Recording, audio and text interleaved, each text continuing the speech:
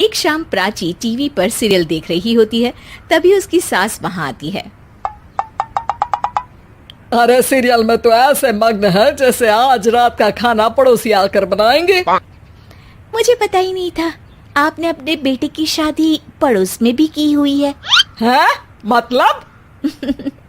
मतलब इस घर में सारा काम बहू ही करती है, आप तो सिर्फ खर्राटे मारती हैं।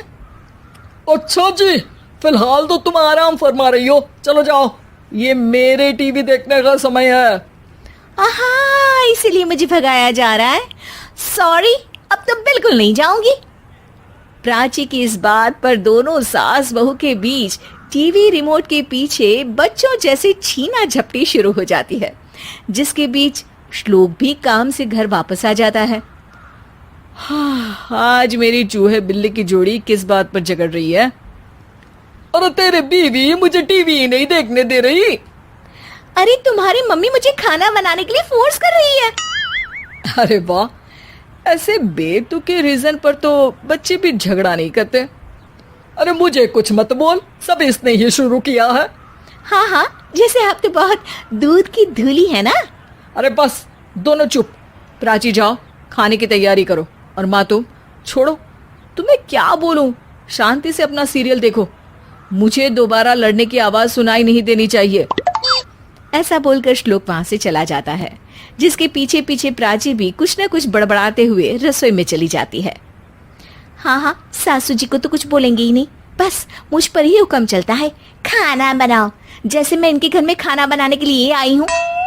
इसी तरह शाम बीतती है और रात को श्लोक और प्राची की सास खाना खाकर सोने चले जाते हैं, लेकिन प्राची गुस्से में कुछ खाए बिना काम में ही लगी रहती है। इस घर में किसी को घंटा फिक्र नहीं पड़ता, मैं खाऊं या भूखी रहूं। प्राची कुछ देर के लिए रसोई से बाहर जाती है और जैसे ही वापस आती है तो वहां दूध का भरा ग्लास देखकर हैरान रह जाती है। फिक्र पूरी है, बस दिखाना नहीं है। प्राची दूध पीकर सोने चली जाती है और अगली सुबह एक बार फिर सास बहू का कार्टून नेटवर्क स्टार्ट हो जाता है। ये तुमने ही किया है। अरे अजीब जबरदस्ती है, मैं बोल रही हूँ मैंने कुछ नहीं किया। दोनों ने मिलकर पूरे घर को पागल खाना बनाया हुआ है। यहाँ कोई नॉर्मल इंसान तो रह ही नहीं सकता, इसीलिए अब पड़ोसी क्या रिश्तेदार भी घर आने से कतराते हैं। और सुन बेटे, तू भी चंगा, तेरी माँ भी चंगी, तेरी बीवी भी चंगी, रिश्तेदार।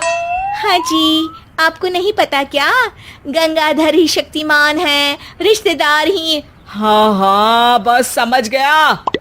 कभी जानवरों जैसे लड़ेंगी तो कभी जुगलबंदी करेंगी। भाई मैं आप दोनों के बीच में नहीं फंसना चाहता। सास बहू की इस मनमौजी जोड़ी से परेशान होकर श्लोक अपना सिर खुजलाता वहां से चला जाता है। चलो अब मैं भी कीर्तन में जा रही हूँ। इस पर जैसे ही सास कमरे में अपना पर्स लेने जाती है तो वहां नाश्ते की प्लेट रखी देख मुस्कुराने लगती है और नाश्ता करके घर से बाहर निकलते हुए कुछ पैसे टेबल पर रख जाती है, जिसके कुछ देर बाद सिलेंडर वाला घर आता है। ओ मोरी मैया, मैं सिलेंडर के बारे में तो बिल्कुल भूल ही गई थी। घर खर्च के सारे पैसे भी मम्मी के पास है और श्लोक से बोला तो उल्टा 4 बात सुनाएंगे। प्राची ये सोच ही रही होती है कि अचानक उसका चेहरा चमक उठता है और वो घर में आकर इधर उधर देखने लगती है। तभी उसकी नजर टेबल पर रखे पैसों पर पड़ती है, जिन्हें वो सिलेंडर वाले को दे देती है। ये सब श्लोक देख लेता है। अच्छा बेटे, इतना बड़ा घोटाला, सबके सामने मैं तेरी दुश्मन और पीठ पीछे तेरी मेरी यारी। इस पर श्लोक एक प्लान बनाता है और शाम को सब एक साथ बैठे होने पर बोलने लगता है। माँ, तुम दोनों की बहुत लड़ाई होती है, इसलिए मैं सोच रहा हूँ कि प्राची को उसके घर छोड़ाऊं, इससे वो भी खुश रहेगी और तुम भी। अचानक श्लोक की ये बात सुनकर सास बहू शौक से उसकी तरफ देखती हैं। अरे ऐसे कैसे घर छोड़ाओगे, मुझे कहीं नहीं जाना।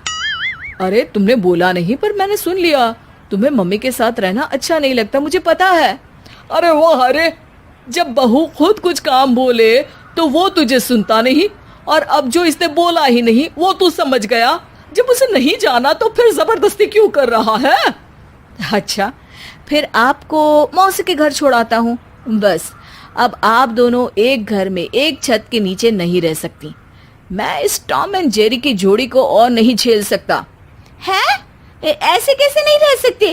तुम्हें इतनी दिक्कत है तो तुम्हारा बोरिया बिस्तर पैक कर देती हूँ, लेकिन मम्मी जी कहीं नहीं जाएंगी। बिल्कुल यही सुनना था मुझे। अगर दोनों में इतना ही प्यार है फिर हर वक्त ये लड़ाई का नाटक क्यों करती हो?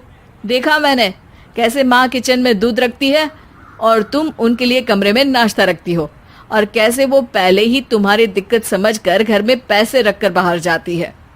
अरे भाई, इतना ड्रामा तो डेली सोप में भी नहीं होता जितना तुम दोनों ने इस घर में फैलाया हुआ है। तू हमें टॉम एंड जेरी बोलता है ना, तो याद कर वो दोनों भी एक दूसरे को बाहर वालों की बुरी नजर से बचाने के लिए हमेशा सबके सामने लड़ते थे, लेकिन अकेले में दिक्कत के समय मदद भी तो करते थे।